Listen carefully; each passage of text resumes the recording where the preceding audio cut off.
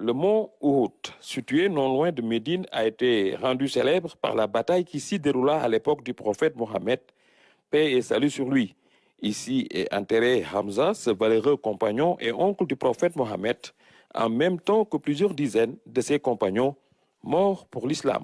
Hamza ibn Abdul Muttalib, quelqu'un qui, son entrée en islam a été déterminante parce que c'est quand il est entré dans l'islam que les compagnons ont commencé à prier dans la Kaaba. On visite aussi ce lieu parce que c'est un lieu où reposent 70 parmi les compagnons du prophète sallallahu alayhi wa sallam qui sont tombés lors de la célèbre bataille de Uhud qui s'est passée à la 3e année de l'islam. Ce jour-là, on a vu le prophète alayhi wa sallam pleurer d'une manière qu'on ne l'a jamais vu pleurer auparavant. À cause de la tristesse, mais à cause aussi de ce qu'on a fait à Hamza, parce qu'on l'a mutilé après sa mort, ce qui est interdit en islam. Chaque année, ce sont des milliers d'invités de Dieu qui viennent découvrir l'endroit mythique. La bataille de Uhud est une leçon pour les musulmans. En effet, l'occasion est de rappeler que la victoire d'Allah s'éloigne quand survient la division. Au début de la bataille, les compagnons ont remporté la victoire. Les infidèles, les mécréants qui étaient contre le prophète sallallahu alayhi wa sallam ont laissé le butin.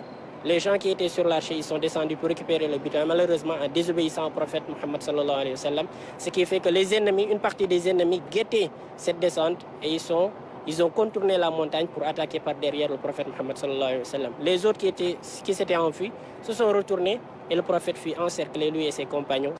À cet endroit, maison d'Allah, le Très-Haut, le Tout-Puissant, a ordonné au prophète de changer de direction pour l'office de la prière, donc de Qibla. Ainsi, le changement de Qibla vers Al-Quds est passé pour la Qibla vers la Mecque. La direction première, c'était Jérusalem. Ils ont commencé la prière en se dirigeant vers Jérusalem.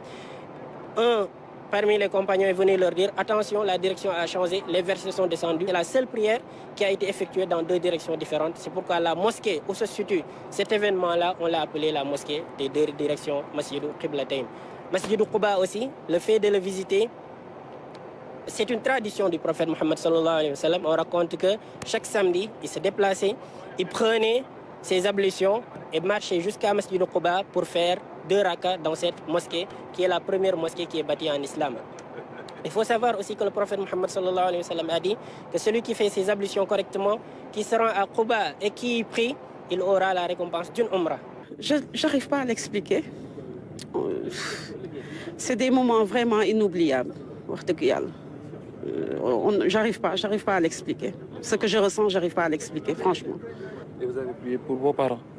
Oui, ma mère, Soham El Wardini, une brave dame. Mon papa aussi, mes enfants, mon mari, tout le monde, tout le Sénégal. Les pèlerins qui ont transité par Médine passent leurs dernières heures dans la ville sainte. Ils sont attendus à la Mecque en fin de semaine.